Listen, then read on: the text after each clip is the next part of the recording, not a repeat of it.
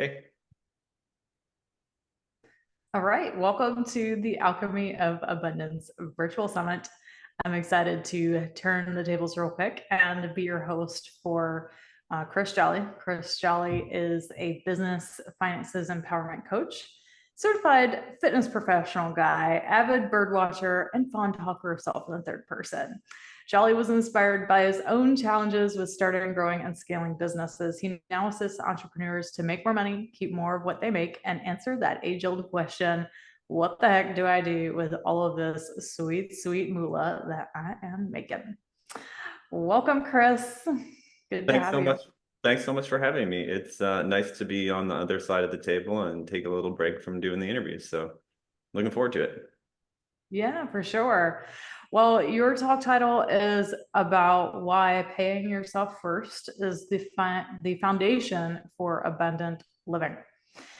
This is was a new concept to me when I first met you. So please tell me, how did you arrive at this foundation of paying yourself first? Yeah, totally. Unfortunately, it was a new concept to me way too late into my life as well.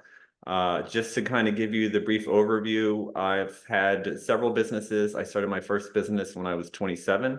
I was in the food industry. I had been in restaurants for a long time in management. So I knew how to do the running of a business, but nobody ever taught me anything about financials. I mean, nobody ever told me to invest. I think my parents might have mentioned once or twice to save money, but I didn't really see them doing it. And it's one thing to not really know what you're doing with your personal finances, but if you get into business and you don't know how to operate the business finances, you're kind of asking for disaster. And so what happened to me is I was in full growth mode the whole time I had my business. And I had this mindset that, I need to keep building it up and building it up. And eventually, once I'm making enough money that it's totally self-sufficient, I can hire people, all that stuff, then I can start giving myself money and taking money out of the business. And that can work if everything goes perfectly. But as we know from life and business, things rarely go perfectly. And so I reached a spot where my business was growing and I needed more capital to expand. And I ran into an issue with the space I was working out of and basically was immediately forced to vacate and look for another space. And I just didn't have the funds to move into a new space and continue my operations, buy all my inventory, pay my employees, all of that stuff. So I spent 4 or 5 years putting all of this time and money into a business, and I took nothing out of it for myself. And, was very quickly thereafter unemployed and just totally broke. And then, you think I would have been smart and learned from my mistakes, and I didn't. Because I hadn't changed my identity, I suppose, around things. But I did the same thing again several years later. I started another food business with basically enough money to buy some groceries and built it up. I knew how to do all this stuff, right? And then I ran into something basically the same situation. And if life ever wants to make something super clear to you, it will just give you the same thing over and over again. And you're like, why? Why do I keep doing this?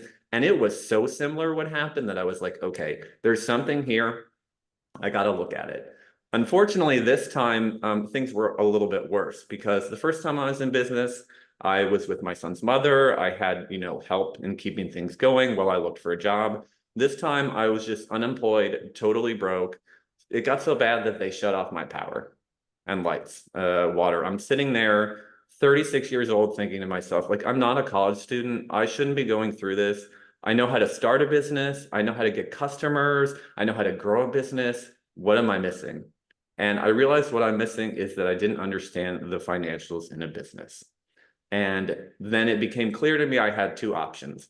One was either cease to be an entrepreneur, which was never going to happen because I love entrepreneurialism and it's hard for me to work for other people. And the other one was figure out the finance aspect.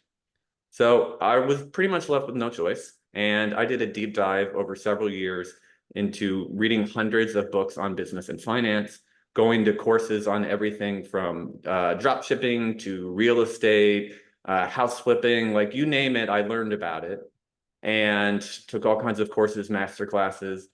And I became really passionate because I realized that this little bit of knowledge, and you may think business finance is hard. It's really not that difficult once you have the right systems and strategies. But I realized that little bit of knowledge, if it had been given to me when I ran my first business, things would have turned out totally different. I mean, I would have made millions of dollars off that business. So I became really passionate about helping other entrepreneurs with their own business and personal finance, because if I can save even one person, sorry, I'm getting a little choked up. If I can save even one person from going through what I had to go through and have a more successful business and a more life and create more impact, that's what I'm all about. So I hope that answers your question. Yeah, for sure. Thank you for sharing that story. Yeah. Yeah, and I can see how that would ignite you to feel passionate about helping other people to do it too, because when we met, I was a business finance disaster. I was making really good money considering the circumstances.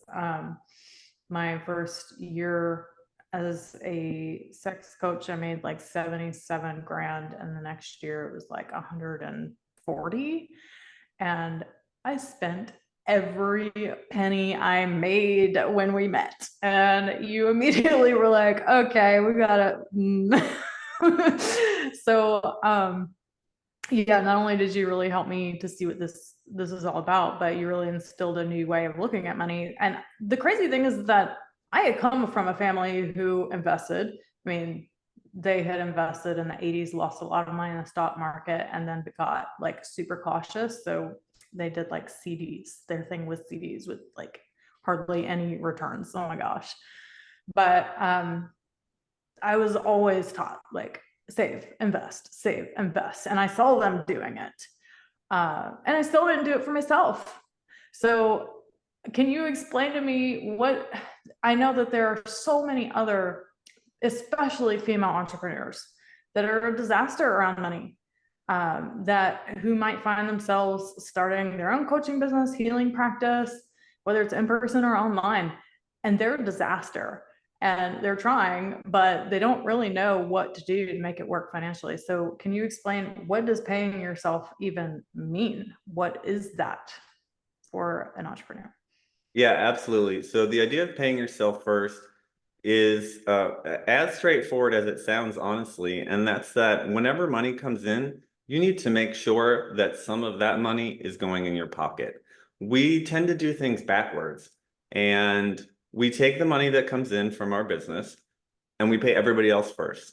And then whatever's left over, if there's something left over, we put in our own pockets.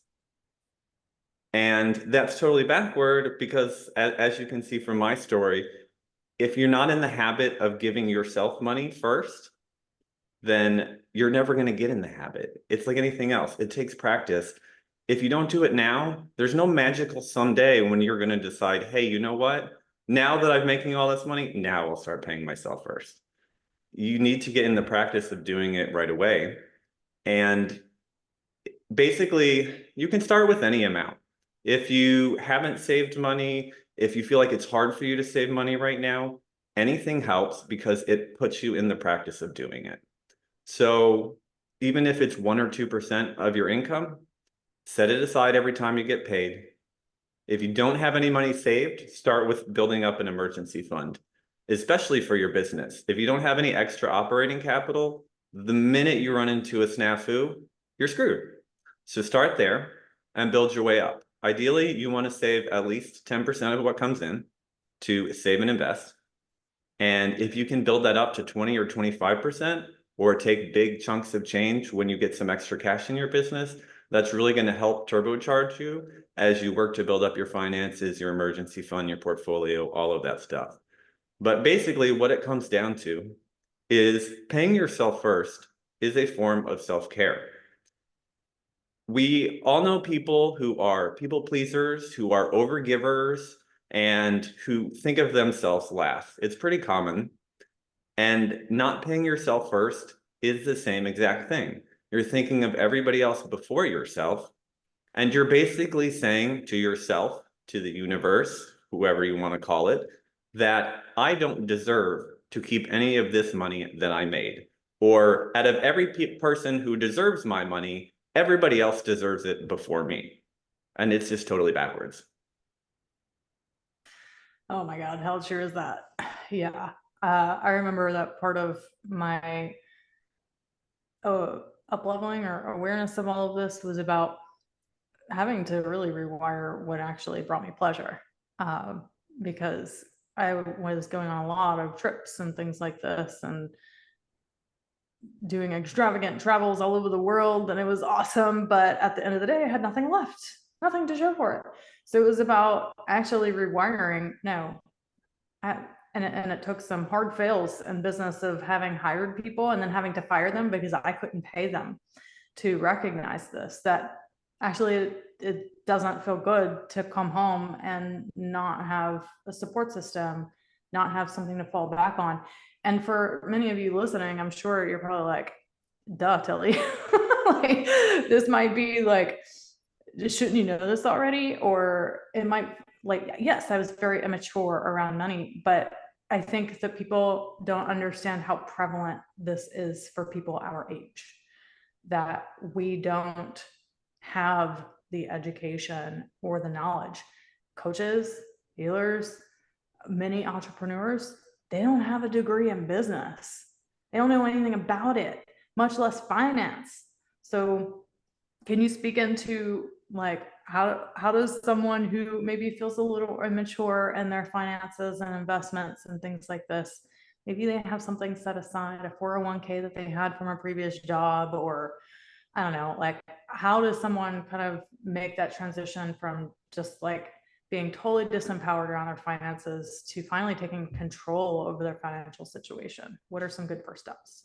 Yeah, the first thing that I would say is it's not your fault, but you are responsible. So it's not your fault you don't know anything about finance if you don't.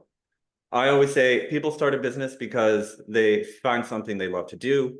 They want to make impact and help people. They have something they're good at. And yeah, some people go into business just because they see a great money-making opportunity. But for most people, I feel like that's not the way. And like I was, you can know everything else about running a business and know nothing about finances. We're kept in the dark on purpose. They don't teach you this stuff at school. I talked to people who went and got MBAs, and they said I was totally ill prepared to handle the finances in my business. And that's after going to school for 8 years to be in business. All I remember anything about financial literacy when I was going through school is in junior high economics.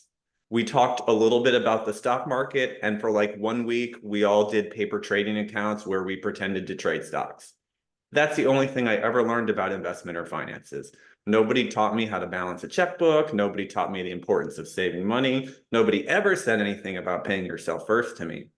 So it's not your fault. They don't want you to know this because if you're financially empowered, they can't control you. And if you don't think that's true, look what happened during COVID. Look how many people were forced out of their jobs or had to take a medical treatment, a so-called medical treatment that they didn't want to take because they didn't have a choice because they had to keep feeding their families.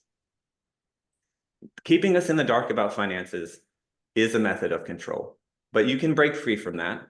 And the way to empower yourself is first, just get started, right? Like I said, it's not your fault, so don't beat yourself up about it. But now that you know, it's your responsibility to go do something about it. So what are the things that you can do about it? Well, like I did, you can go read all kinds of books. You can learn from mentors. You can take courses. All that stuff is great. But what it really comes down to is the practice. You have to practice doing these things.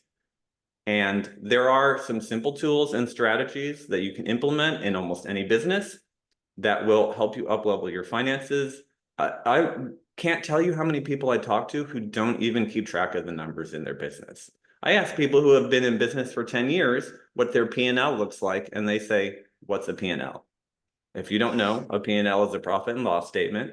You should be doing one every month or quarterly or every day, depending on what your business is. So you know how much money is coming in and how much is going out. If you're not keeping track of these simple metrics in your business, you're going to run into cash flow issues. You're not going to know when there's a problem coming. It's basically preventative medicine. So learn how to run the numbers in your business, learn the simple reports, and treat your own personal finance as though it's your business finance. This is another thing I see that is kind of hard to fathom sometimes, but you have people who keep meticulous books in their business, and then you ask them about their personal finance, and they go totally unconscious. They have no idea. They don't know how much money they're spending. They don't know what their bills are. Like, it's crazy. You need to treat your own personal finance as though it's a business, because in the end, it's the same set of strategies. It's the same tools that you need to employ. And if you're not doing one, you're probably not doing the other. Yeah. Okay, so I know that there's a big misconception of what it means to be financially free in terms of people thinking that they need like way more than they actually do to reach financial freedom. So I know you talk a lot about that on your podcast, and I'm wondering if you could speak into that for a moment of, okay, so we've got someone who's finally wanting to take control of their personal business finances, but how do they know when they can retire or, take a back seat and be financially free? Like, tell me what that's about. Sure. Well, the first thing that I notice is that the idea of retirement is something mostly I find that employees are focused on. Right. Yeah. Most entrepreneurs aren't looking to retire. They're just looking to remove themselves from their business somewhat. And after that, maybe start a new business, do a passion project, have more impact on their community. I think that retirement is just an idea from people who have had to work for other people for 40 years and are sick and tired of it. Yeah. So at the same time, you do want to build for your future. You do want to build towards that financial freedom. So for entrepreneurs, I call it the impact period rather than retirement. Now, what is important is to know the lifestyle that you want to lead and what it's going to cost you. Because like you said, a lot of people have a misconception about how much they need to be financially free. Now, a lot of that comes from the fact that if you look at media and culture, the idea of the pinnacle of success for a lot of people is you have this giant mansion, you've got Lambos and Ferraris in the driveway, you're going on $100,000 trips, you've got a big boat, all of this stuff. And some of that sounds nice. And depending on who you are, you may or may not want these things. But when I talk to most people, that's not what they're looking for. They want to spend more time with their family. They want to travel more, and they want more freedom and impact. So in order to do that, you have to come up with how much your lifestyle currently costs you, and you need to know how much that improved lifestyle is going to cost you. So when I work with entrepreneurs, we do this thing called finding your magic number. And this is maybe the best tool that I have to open up people's eyes to the idea that financial freedom is possible for them. It's one of the top tools that I have to open people up to the idea that financial freedom is possible for them. So basically what you do is you figure out what your current expenses are, right? If you could have your house paid for or paid off, if you could have all of your insurance taken care of, all the groceries, the utilities, all the things that you need to get through life on a regular basis, first of all, you'd feel so much freer, right? And it's a lot easier than you think. And then most people aren't just looking to have the life that they have now at no cost. Most people want to improve their lives. So not only do you need to know how much you spend right now so you can work towards financial independence, but then you want to know how much that lifestyle that you really want, all those things you're desiring and dreaming of, are going to cost you. Most people I have found have this idea that to afford the lifestyle they've really been desiring, it's going to be way more money than it actually is. And so the best thing about finding your magic number is that for most people, they realize, oh, wait, I don't need to make some ridiculous astronomical, like I don't need $20 million in order to have the life that I want. Maybe I only need 2 or 3. Maybe I only need $4,000 or $5,000 a month in passive income to feel free. It's different for every person. So I think that the best place to start is with figuring out the lifestyle you want and what it's going to cost you. I mean, it always comes back to that clarity, but your mind isn't great with abstractions. So if you just tell your mind, hey, I want to be financially free, it doesn't really know what to do with that, especially if you don't tell it what financial freedom means and how much it is. But the minute you stop and you come up with your number, then you've got something concrete for your mind to latch onto. And like I said, if you're like most people, your mind is also going to realize, wow, this thing that I have been totally unconscious about or putting off or not wanting to look at, it's actually way easier to achieve than I thought it was. Yeah. Yeah, I love that because it takes the very esoteric and often misleading idea, abstract concept, makes it concrete.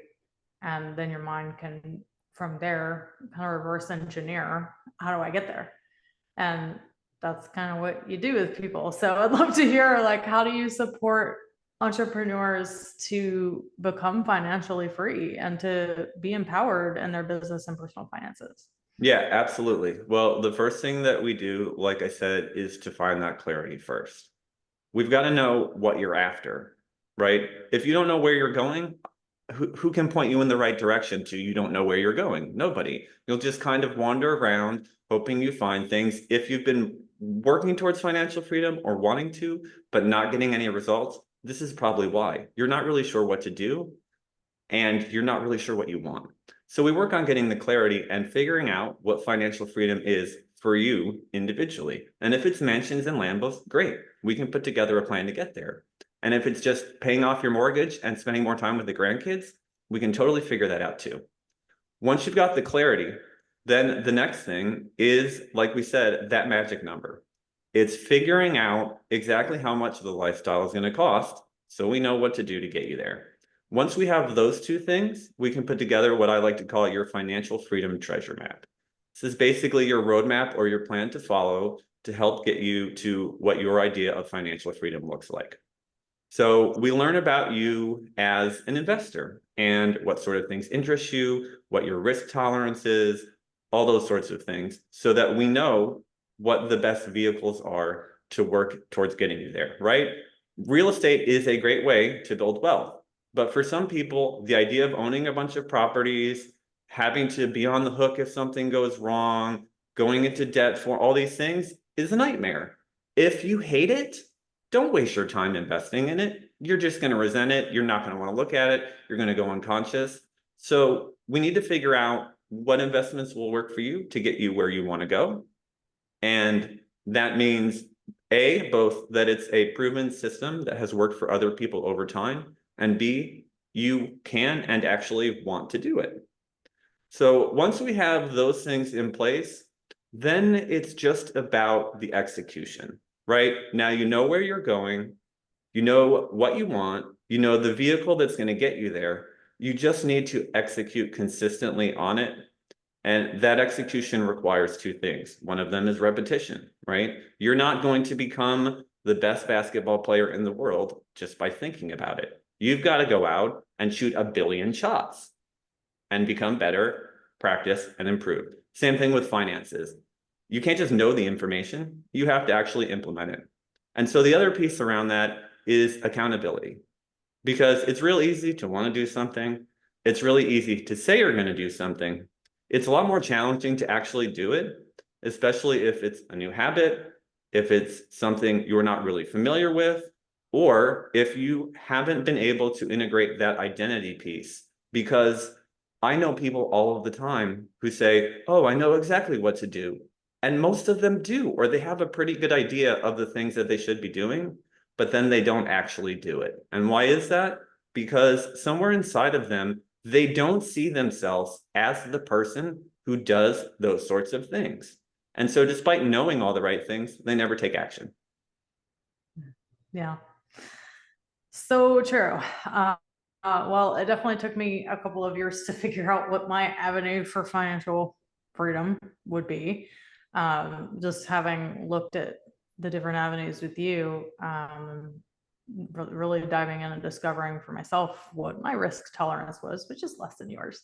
I found what works for me, and a lot of people I think are kind of more mid-range, kind of where I am.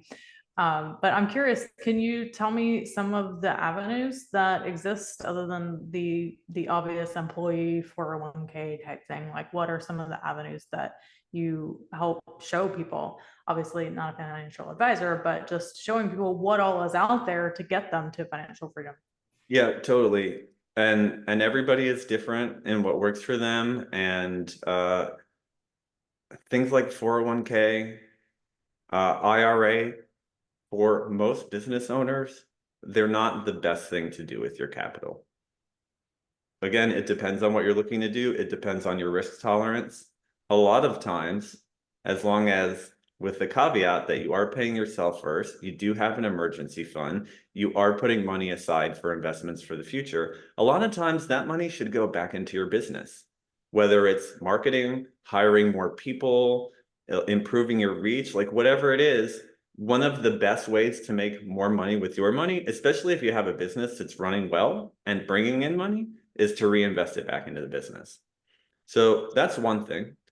Another thing, and this honestly might be one of the biggest ones, and I know if you're in this space, you've probably had 50 coaches already, and it's easy to get burnout from that, especially, if you wind up with somebody who isn't a great fit for you or doesn't get you the results that you want.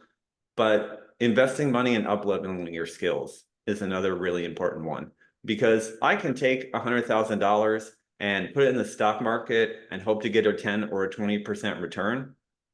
But if I can take $10,000 and invest it in myself and learn how to double the amount of money that I'm making, I'm going to have more to invest, and I'm going to be able to grow my balances and my portfolio much more quickly just by increasing my skill set. And then, of course, the other one is investing. And it really depends. It depends on how active you want to be, how much time you want to spend paying attention to your investments, and how well you know them and how interested you are in them. So, there's this thing about investment where a lot of people tell you diversify, diversify, diversify. If you're somebody who wants to be hands off with your investments, diversification is a great idea. Because if you just take all of your money and say, sink it into Nvidia stock, well, right now it's up huge. Will it keep going up more? Yeah, probably. Is there going to be a big correction? I would think so. So if you put all of your money into one basket, right, it's the whole don't put all your eggs in one basket, and that basket falls and all your eggs cracked, you have to start over from nothing or basically nothing. But if you have money in a bunch of different baskets and one or two of them go to hell, you're still doing okay. So for people who just want to be hands off, they just want money to come out of their account on a monthly basis and get invested into something that's going to get them a good return, index funds could be great for you because they track the performance of the market. So you can put your money into an S&P 500 index fund, into the NASDAQ. You can put it into tech stocks, all kinds of different index funds, precious metals, depending on what you're interested in. And it's a pretty hands-off thing. If you know what you're doing or you're really into something, diversification is actually not a great strategy. If you are gung-ho on something and you pay enough attention to it that you know it well, concentrating more of your money into something you know and are passionate about is going to give you better returns almost all of the time, because you're going to be more interested in it, you're going to pay more attention to it, you're going to know what moves that investment. And if you take your money and you put it into 30 different buckets and one of them goes sky high, well, now you're sky high on 1/30th of your portfolio. But if you have 3 or 4 buckets, because you know these things really well and you pay attention and you're interested, and one of them goes sky high, now you're talking about a big chunk of change that you've just made. So it does vary so much from person to person and depends on your risk tolerance. But yeah, that's why we go through and learn the investor profile of people that we work with, so we can find what those pieces are that work for them. Awesome. I love that. So many options, so many ways to get there. But I think that having the clarity of your risk tolerance, your investment profile is really what a lot of people they've never actually thought about it. Like they just only know of this one thing that maybe their parents did, or and they think that that's what they have to do too. And it's really a crying shame, because there are so many different options. Like, find what works for you, and just because it worked for one person doesn't mean that it's something that you have to adopt or that you like. So yeah, like I would never put my money in CDs like my parents did. But I'm also not going to go trade money on crypto. So yeah, it's like finding that thing that really works for you and that feels good for you. Um, Yeah, that another thing that's really important is most people have this misconception that in order to become a good investor, you need to spend all of your time learning about investments, that it's something that's very difficult to do, that you're going to have to be staring at charts all day and reading companies, reports every quarter. You don't really need to do most of that. If you are a stock analyst, or you want to do a deep dive because you're going to sink a huge chunk of change into something, then doing those sorts of things makes sense. But for the most part, there are some pretty easy, simple, straightforward strategies that you can use that once you know how to do them, they're pretty much automated. They take a little bit of maintenance every now and then, but you don't have to become a professional investor to get good returns. And if you're not doing anything, you're screwed. Like Robert Kiyosaki loves to say, savers are losers, especially in today's economy with the way inflation is. A lot of people don't realize, but the purchasing power of the dollar is down over 95% since they instituted the Federal Reserve in 1913. You are losing money if you're not investing. Now, you may lose money if you do invest, of course, but you're not going to get to financial freedom just by saving money in your savings account, unless you're making hundreds of thousands, millions of dollars, in which case, sure, you could do that. But at the same time, your purchasing power and the amount of money you have is being eroded, because if you just sit there in the savings account, it'll be worth 5% less next year, 10% less the year after that. I mean, just look at the way so many economies right now and so many currencies are going. The Japanese yen is down huge. So many companies are dealing with hyperinflation. Fiat currency always goes to zero. There has never been a fiat currency, and if you don't know what that is, it's a currency that is not backed by things. It's like our Federal Reserve notes. It used to be that you could take those and you could exchange them for gold or silver. They were backed by gold and silver. Now they no longer are. The only value that is in that money is the value that we all collectively believe or hallucinate that it is actually in there. So if you are holding any fiat currency, just be aware that at some point in time, it will be totally worthless. After the crash of the German economy, you couldn't buy a wheelbarrow with a wheelbarrow full of money. People were using it to wallpaper their houses because it's become so worthless. If you go to Venezuela, you can find stacks of money just thrown on the ground because it's not going to buy you anything. Yeah. Yeah, I know. It's a hard one to chew off, but it is the reality of our situation now, and hopefully that will change eventually. I think it will definitely change, and it'll change a lot sooner than most people realize, but also we can help to move that change along. One of the things I can really recommend is know what you're doing with your money and make sure it's aligned with what you want to create in the world. I mean, they say that you vote with your dollars, and it's true. People ask me, well, you say index funds are a safe place to put your money. Why don't you invest in index funds? The reason I don't is because a lot of those index funds invest in stocks of company that I would never give my money to. And if they're not aligned with my values and they're doing things that are shady or that are bad for humanity and the planet, I don't care if I can 1000x my money. I'm not going to put it into that.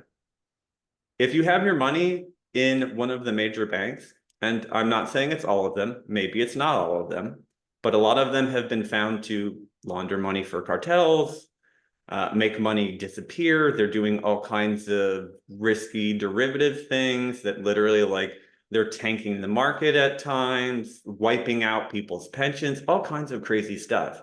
And if you're keeping your money there, you're giving those corporations license to continue to do what they're doing.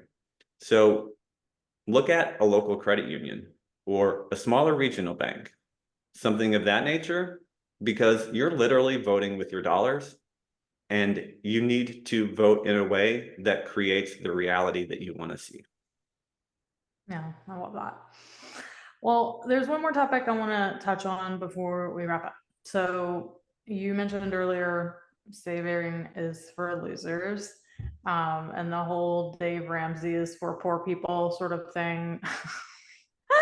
Can we talk about debt and business debt for a minute? I just want you to speak into that because it's something that I see that people have ridiculous beliefs about. I know personally, I really struggled with the idea of debt for a while because my parents were like, we don't do debt like that. Oh my God, the number of times I heard them say those words, we don't do debt, and how that's not helpful when you are an entrepreneur. Can you speak into that? Totally. And again, it depends on you and your risk tolerance. For some people, not having any debt is the best thing for them, because if you're going to be worried about it all the time, if it's going to make you unhappy or uncomfortable, or you're going to constantly feel like you're owing somebody something, and it's going to screw up your mindset and the way you run your business, then don't make use of debt. For some people, it's a bad idea. For most people, it can be a great way to move your business forward. I mean, if you look at somebody like Robert Kiyosaki, he has $1 billion of debt, but it depends on what you do with the debt. If you're using it to grow your business to bring in more money and you can pay the debt back, great. If you're using the debt to buy assets, how many people can go out and buy a house, a rental property in straight cash? Especially these days, very few of them. So if you want to get a rental property so you can get some cash flow coming in and maybe get some appreciation on that property, chances are you're going to need debt to do it. Especially in real estate, debt is great because there are all kinds of tax breaks and things set up for you because they want you to invest in real estate.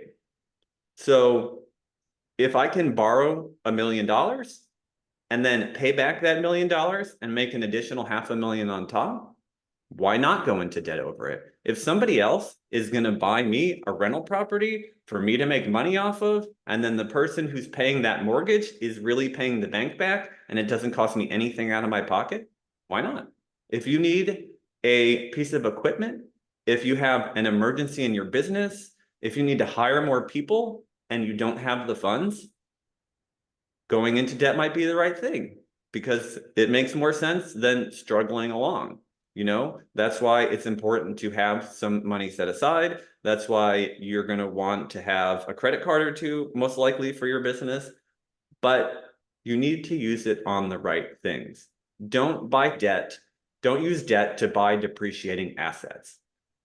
Getting a car loan sucks because you're spending 20, 30, 40, 50% more over the value of the car to pay for the debt servicing for a vehicle who's only going to precipitously lose its value. So if you think about it, if you go out and you buy a new car that's $30,000 and you have even okay credit, you might end up paying $42,000 or $45,000 for that car once you pay the interest.